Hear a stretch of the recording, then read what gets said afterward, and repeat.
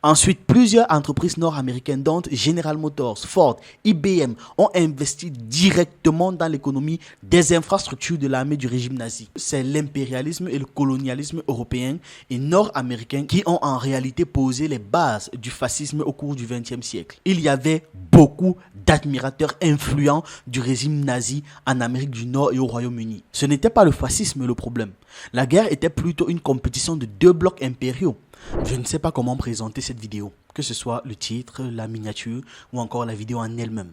Parce que il faut à la fois que cette vidéo passe sous les radars, que ce soit discret pour YouTube, que ça passe sous les radars de YouTube, mais aussi que la vidéo soit en même temps partagée et regardée par un maximum de personnes. J'espère donc sincèrement que vous verrez cette vidéo avant qu'elle ne se fasse repérer. Parce que ce que vous allez apprendre aujourd'hui sur l'OTAN est terrible. Est-ce que vous avez remarqué ces derniers temps que l'Europe devient de plus en plus fasciste? Sachez que c'est un projet consciemment mené au nom de l'OTAN parce que depuis le début du XXe siècle en fait, cette idéologie, l'idéologie fasciste est profondément ancrée dans la culture de l'OTAN. Leur but est de faire perdre les repères en ce qui concerne les conflits impérialistes. L'utilisation du concept de totalitarisme qui est conceptuellement inutile a été utilisée pour pouvoir dissimuler cette opération négationniste ou très négatif, on va dire ça comme ça. Les élites influentes choisies pour pouvoir orchestrer une telle manœuvre ont été soigneusement sélectionnées à raison de leurs liens personnels et directs, voire même familiaux avec l'Allemagne nazie. Ce qui a conduit à la situation actuelle.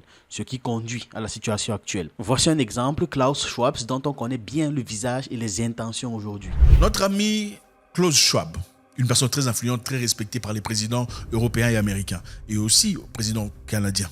Klaus Schwab, il est d'origine allemande. Il est né d'un père au nom de Eugene Schwab, né en 1898. Eugene Schwab était un promoteur de la machinerie nazie. C'était un homme intelligent qui travaillait dans l'industrie des créations d'armes de destruction massive pendant l'époque nazie, pendant l'époque de la guerre des Allemands contre le reste du monde. Son objectif évidemment était de soutenir cette même idéologie qu'on a présentée plus tôt, mais une idéologie beaucoup plus puissante. Eugene Schwab, père de Klaus Schwab, ingénieur, était le managing director de Vandersburg Turbine. C'est lui qui dirigeait et manageait ce groupe de création de destruction massive. Après la guerre, son travail atroce était apprécié par les Américains. Ouais, vous savez, généralement pendant la guerre, quand vous combattez quelque chose, vous combattez quelqu'un, vous voyez comment il opère, vous commencez à examiner comment il a fait. Vous étudiez, c'est comme ça qu'ils font généralement. Ils veulent étudier pour savoir comment ils ont fait pour accomplir ça. Comment ils ont fait pour créer ces bombes-là. Comment ils ont fait pour faire une telle destruction. On voulait l'intelligence qu'il avait acquis pendant ses productions des armes de destruction et tout le bazar. Et à partir de là, on a créé une formation très intéressante aux États-Unis qu'on a appelée Kissinger International Seminar par William Yardley Elliott. Il a été le créateur de cette histoire. Il était partisan de cette mentalité eugéniste et aussi destructrice.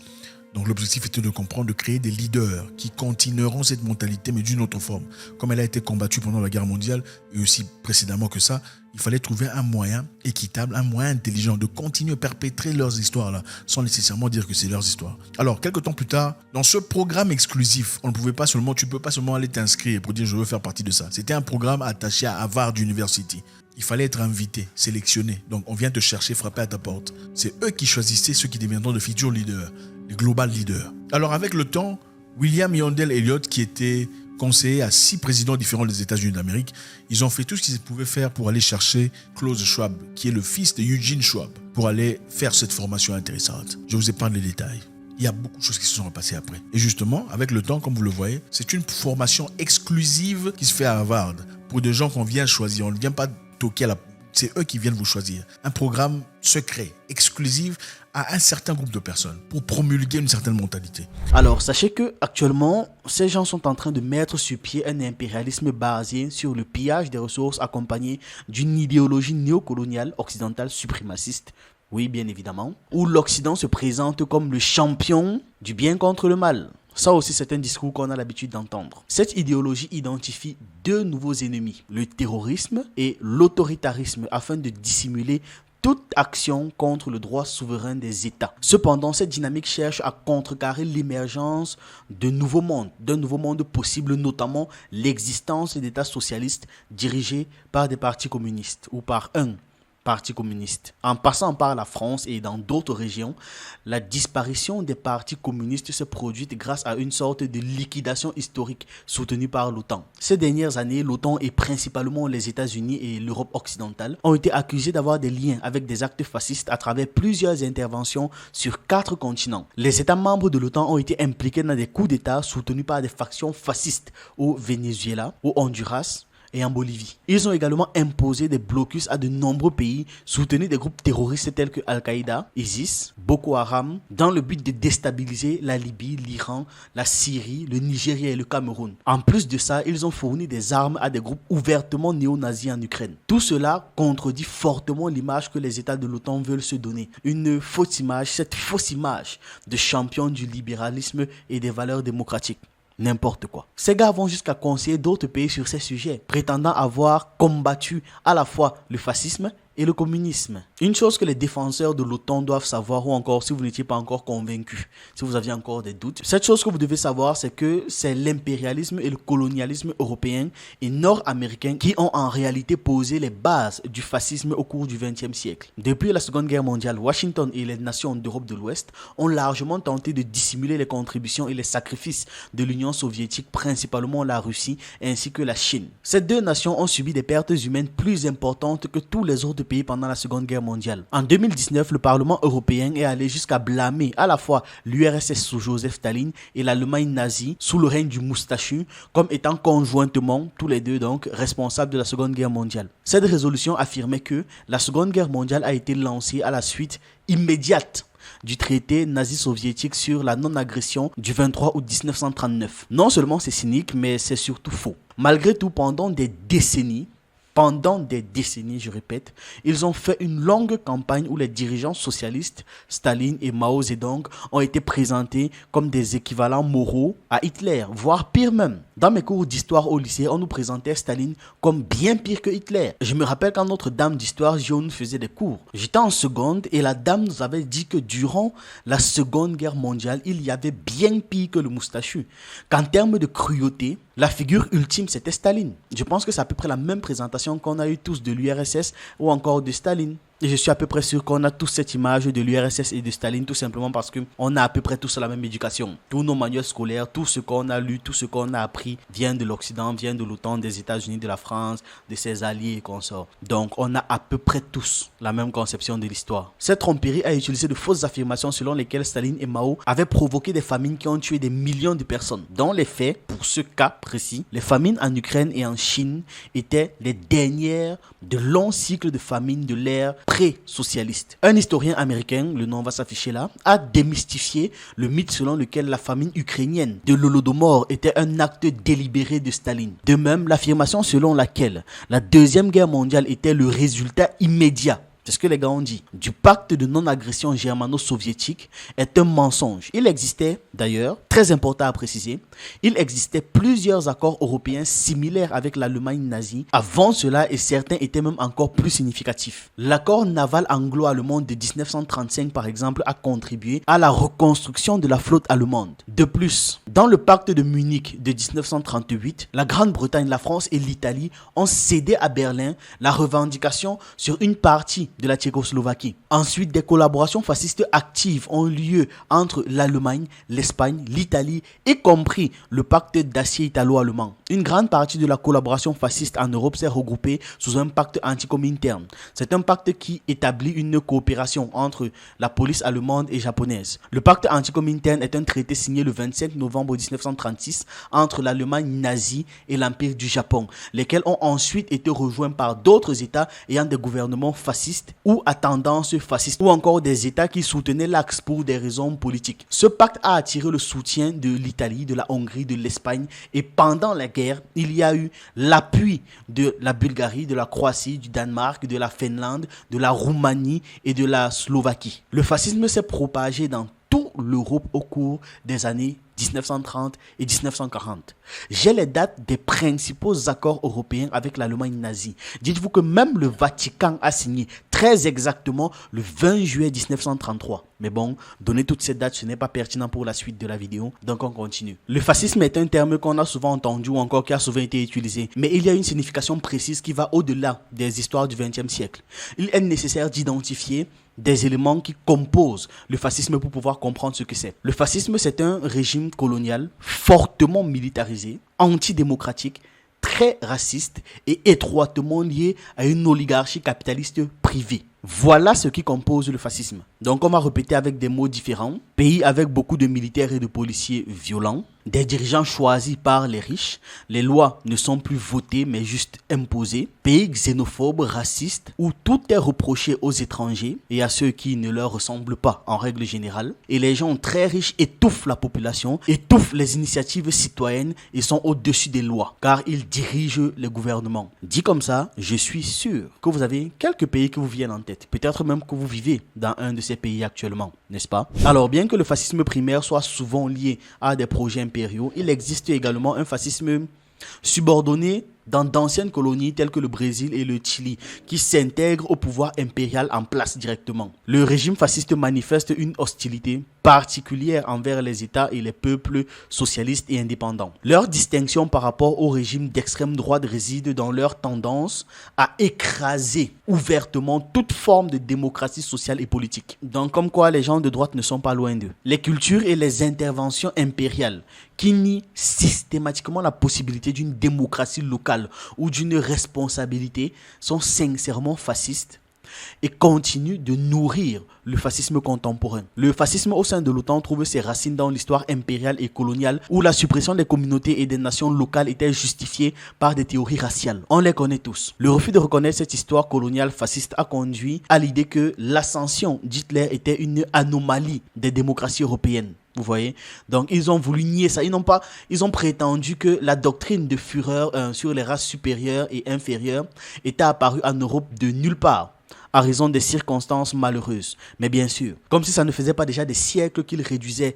toute une partie de l'humanité en esclavage. Non, ça ne vient pas de nulle part. C'est profondément ancré dans la culture de ces pays. En fait, le fascisme de l'Allemagne nazie trouve ses racines profondes dans l'histoire de la culture coloniale européenne. Le livre qui porte ce titre original, je ne pourrais le prononcer, qui peut être traduit par l'île germanique, souligne qu'Hitler lui-même admirait grandement la cruauté de l'Empire britannique et il rêvait d'accomplissements similaires. Je répète où vous avez bien compris. Je vais répéter. Il a dit lui-même qu'il admirait grandement la cruauté de l'Empire britannique et rêvait de faire la même chose. Maintenant, vous savez qui a inspiré, qui a été le modèle de l'Allemagne du XXe siècle. De l'autre côté de l'Atlantique, maintenant, les États-Unis ne sont pas en reste. Parce que tout en construisant des mythes de liberté, de gros mythes de liberté, les États-Unis ont dirigé la plus grande économie esclavagiste de l'histoire de l'humanité. La plus grande. Il n'y a pas eu mieux. Donc ne soyez pas surpris qu'il y ait eu cet apaisement global envers l'Allemagne nazie. Parce qu'il y avait une collaboration active entre l'Europe, l'Amérique du Nord et les fascistes avant, pendant et après la Seconde Guerre mondiale. Tout d'abord, l'accord navalo-anglo-allemand qu'on a cité tout à l'heure de 1935 qui a contribué au réarmement de l'Allemagne nazie en violant les limitations du traité de Versailles de 1919 sur les navires et les sous-marins allemands. Il prétendait maintenir la marine allemande à une fraction de celle de la Grande-Bretagne. Oui, mais ça a fini par les réarmer. Ensuite, plusieurs entreprises nord-américaines, dont General Motors, Ford, IBM, ont investi directement dans l'économie des infrastructures de l'armée du régime nazi. Il y avait beaucoup d'admirateurs influents du régime nazi en Amérique du Nord et au Royaume-Uni. À l'approche de la Seconde Guerre mondiale, les banquiers britanniques ont acheminé l'or tchèque dans les banques contrôlées par l'Allemagne. C'était pourquoi financer l'effort de guerre. Ford, l'entreprise, a joué un rôle majeur dans l'effort de guerre avant et pendant la Seconde Guerre mondiale grâce à des usines de véhicules automobiles en Allemagne et dans la France occupée de Vichy. L'entreprise a utilisé le travail forcé allemand provenant des camps de concentration nazis et bien sûr plus tard elle a nié les faits. Elle a dit ne pas avoir de contrôle dessus. Et quand d'un côté les gars étaient en train de lutter pour nier la vérité parce qu'ils disaient que ce sont des allégations, que c'est faux et tout ça là, pour nier leurs responsabilités, il y a eu d'anciennes détenus et de responsables de camps qui ont identifié Ford comme l'une des 500 entreprises, écoutez bien, 500 entreprises qui avaient des liens avec le travail forcé du camp de la mort nazi Auschwitz. C'est Auschwitz. Vous voyez de quel camp je parle, celui qui est très célèbre là. Une autre société, IBM, société américaine affiliée à l'administration Roosevelt, a également investi en Allemagne dans les années 1930 et bien sûr au début de la guerre. Ils ont activement contribué à la construction du système d'information nazi qui a été si difficile à craquer au point où il a fallu créer une nouvelle technologie. Les Suisses, quant à eux, ont vendu des millions d'armes à l'Allemagne de l'époque avant et pendant la Seconde Guerre mondiale, malgré qu'ils prétendaient, bien sûr, comme toujours, être neutres. Entre 1940 et 1944, 84% des exportations suisses de munitions sont allées vers les pays de l'Axe. Cependant, General Motors, c'est un autre niveau. General Motors était beaucoup plus important pour la machine de guerre nazie que la Suisse. General Motors faisait partie intégrante de l'effort de guerre allemand. C'était de gros investisseurs. Ce que vous devez garder à l'esprit, c'est que les investissements des États-Unis et de l'Europe dans l'Allemagne du XXe siècle ont continué pendant la Seconde Guerre mondiale. Et un aspect crucial était le désir de participer au boom spectaculaire de l'investissement. Boom qui était principalement orienté vers l'expansion de la base industrielle pour la guerre entre 1940 et 1942. Cette période a joué un rôle significatif dans le maintien et la collaboration entre les entreprises telles que Ford, General Motors avec le régime d'Hitler. L'intérêt financier et économique a toujours pris le pas sur l'éthique et la morale malgré le contexte. Ça a toujours pris le pas sur les vies humaines. Donc les riches capitalisent, investissent massivement dans la guerre et envoient les pauvres aller se battre et mourir en millions, en dizaines de millions. Comme toujours, eux n'étaient pas inquiétés par la guerre. Ils étaient dans leur grand manoir à bien manger, bien boire, bien dormir, pendant que les autres faisaient la guerre et en détruisant au passage le monde. Lorsque l'Allemagne a envahi une grande partie de l'Europe occidentale au début des années 40, Berlin comptait sur le soutien de nombreux États fascistes et sur le soutien de plein de collaborateurs européens, ainsi que des volontaires civils. En plus de son alliance avec l'Italie fasciste, l'Allemagne nazie pouvait compter sur le soutien de l'Espagne fasciste, malgré la prétendue politique de neutralité du général Franco. Toujours dans les mots, rien dans les actes. Oui, l'Allemagne de l'époque a effectivement instauré certains gouvernements fascistes. Par exemple, le régime de Vichy en France ou encore celui de Quisling en Norvège. Les Allemands ont également créé plusieurs divisions SS dans d'autres pays avec des milliers de volontaires pro-fascistes aux Pays-Bas, en Croatie et en Albanie. En Norvège, le régime fasciste dirigé par Vidkun Quisling a encouragé la participation aux divisions SS locales, a facilité les déportations et a exécuté des patriotes norvégiens. Ces collaborations ont contribué à la mise en œuvre des politiques nazies dans tous ces territoires occupés. Il y a une très grosse collaboration avec l'Allemagne de l'époque dans tous les pays des États baltes, que ce soit la Lettonie, la Lituanie et l'Estonie. Tous avaient des divisions SS. Et il y a aussi eu plein de collaborateurs nazis ultranationalistes en Ukraine. Ces gars ont joué un rôle clé dans les massacres locaux. Entre 1941 et 1944, des centaines de milliers de personnes ont été massacrées en Ukraine, souvent par ces collaborateurs ultranationalistes, tels que Stepan Bandera. Dans toute l'histoire de l'Europe, il y a eu la participation à grande échelle au massacre fasciste. Tout ça pour dire que du côté européen et nord-américain, la Seconde Guerre mondiale n'était pas fondamentalement une lutte contre le fascisme. Pas du tout. Bien que ces États ont combattu contre l'axe fasciste, ce n'était pas le fascisme le problème.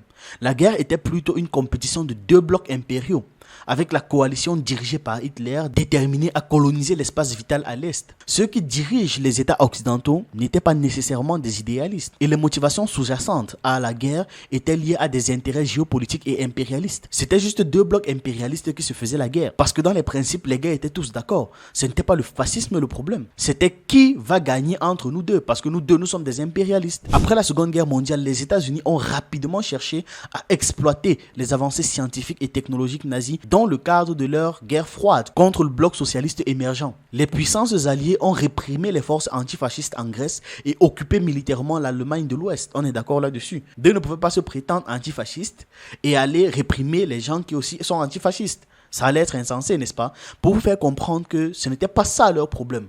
Leur problème était ailleurs. La théorie des races ne les dérangeait absolument pas. De son côté maintenant, l'Union soviétique cherchait à dominer ses voisins proches, qui avaient été plus profondément enracinés dans le fascisme, notamment les États baltes, l'Ukraine et l'Allemagne de l'Est. Ces développements ont façonné le paysage politique et stratégique de l'après-guerre, avec les rivalités idéologiques entre les blocs occidental et oriental. Les États-Unis ont lancé un projet secret de recrutement de scientifiques nazis pour pouvoir renforcer leur machine de guerre après la Seconde Guerre mondiale.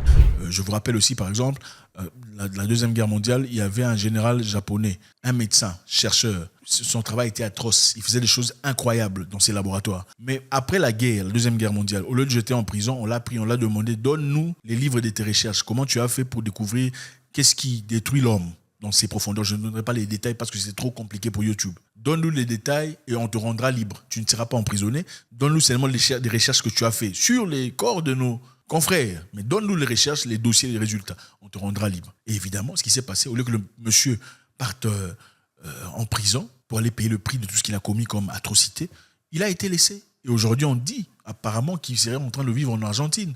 C'est un militaire qu'on appelle Shiro Ishii, le Japanese Mengele. Il a commis des atrocités incroyables. Mais on l'a laissé partir. Pourquoi ? Parce qu'il a donné les dossiers des recherches qu'il a fait sur les humains. L'utilisation de ce spécialiste allemand des fusées est souvent citée dans le contexte du projet spatial Pacifique Apollo. Ce type était un officier SS qui avait supervisé le travail forcé dans les camps de concentration. L'armée américaine le voulait pour son expertise en fusées et en missiles. Dans le cadre de l'opération secrète de Paperclick, des milliers de scientifiques nazis ont été recrutés et ont trouvé refuge aux États-Unis en raison de leur valeur pour la construction de l'armée américaine. Le Pentagone était d'ailleurs particulièrement intéressé par le développement d'un arsenal d'agents neurotoxiques. Et en plus de ça, il voulait les travaux d'Hitler sur une arme bubonique contre la peste. Malgré toutes les plaintes des États-Unis contre d'autres États possédant des armes de destruction massive, l'armée américaine voulait tout type d'armes de destruction massive disponibles et possibles et existantes. Et le pire, c'est qu'ils étaient prêts à utiliser des armes contre des populations civiles, comme ils l'ont fait. D'ailleurs, ils l'ont fait. C'est même pas qu'ils étaient prêts. Ils l'ont fait. Ils ont utilisé des attaques biologiques et chimiques en Corée et au Vietnam, ainsi que les démonstrations choquantes de bombes nucléaires sur les civils japonais d'Hiroshima et de Nagasaki. Après la Seconde Guerre mondiale, Washington est devenue la puissance dominante et a commencé à utiliser des tactiques fascistes. Des tactiques comme l'invasion, les coups d'État et les guerres non conventionnelles dans la plupart des pays de l'Amérique du Sud. La guerre dévastatrice en Corée a abouti à une occupation militaire permanente dans le sud de la péninsule. De plus, le gouvernement démocratique de l'Iran a été renversé en 1953, laissant place à une dictature. Et la guerre anticommuniste américaine au Vietnam a échoué, causant la mort de millions de personnes. Au cours du 21e siècle maintenant, Washington a appuyé plusieurs tentatives de renversement du gouvernement au Venezuela, qui est le principal producteur de pétrole en Amérique et a une importance historique pour l'approvisionnement en énergie de la machine de guerre américaine. Je ne vais pas citer toutes les interventions américaines dans le monde. Il y en a tellement. Les guerres en Palestine, en Afghanistan, en Irak, au Liban, en Libye, en Syrie et au Yémen. Il y en a tellement. Il est important de noter l'utilisation par les États-Unis et l'OTAN, donc toutes les forces alliées à l'OTAN là. Vous devez savoir que ces gars utilisent et adoptent le style d'Al-Qaïda. C'est-à-dire, ils vont faire en sorte qu'il y ait des gens imprégnés d'une idéologie sectaire saoudienne dans toute la région du Moyen-Orient et en Afrique sous forme de groupes tels que Boko Haram. Les États-Unis maintiennent des discours ambivalents sur la liberté, les discours comme « vous ne posséderez rien mais vous serez heureux ». Et les Européens font des références à des catégories humaines inférieures. En Ukraine, des groupes ultranationalistes tels que Azov et Right Sector se déclarent ouvertement nazis et expriment leur volonté de tuer des Russes, des Noirs, des Juifs et des Polonais. Florence Kobe, responsable allemande et de l'Union européenne, utilise certaines rhétoriques pour pouvoir déshumaniser le peuple russe. Écoutez un peu ce qu'elle dit et dites-moi ce que vous en pensez. Elle dit, et je cite, « Même si les Russes ont l'air européens, ils ne le sont pas. Ils ne sont pas européens au sens culturel du terme. Ils pensent différemment de la violence, de la mort. Ils n'ont aucun concept d'une vie libérale postmoderne, un concept de vie que chaque individu peut choisir. Au lieu de cela, la vie peut simplement se terminer tôt, avec la mort. » Ce genre de discours, ça ne vous rappelle pas le concept nazi et occidental de race inférieure et supérieure? Ce que vous devez retenir, c'est que le fascisme du 21e siècle émerge dans de nouveaux contextes, et tout en conservant les éléments clés du projet du 20e siècle. Un régime impérial, fortement militarisé, profondément antidémocratique et marqué par le racisme et le colonialisme intégré dans une oligarchie capitaliste privée. Il donne naissance à un fascisme subordonné, aussi toxique et destructeur que son prédécesseur. C'est un projet impérial qui demeure l'ennemi principal de tous les peuples, absolument tous. Je ne sais pas quel esprit leur a à nouveau donné cette idée, mais on doit se mobiliser pour ne pas que ça arrive. Parce que la destruction que peut causer une troisième guerre mondiale avec les armes que l'on possède aujourd'hui, Peut-être même qu'il n'y aura plus personne en 2100 pour en parler. Ou encore l'humanité n'aura pas encore la force d'en parler. Peut-être que ça prendra beaucoup plus de 100 ans pour pouvoir réorganiser le monde. Alors dites-moi ce que vous en pensez. On se retrouve une prochaine fois.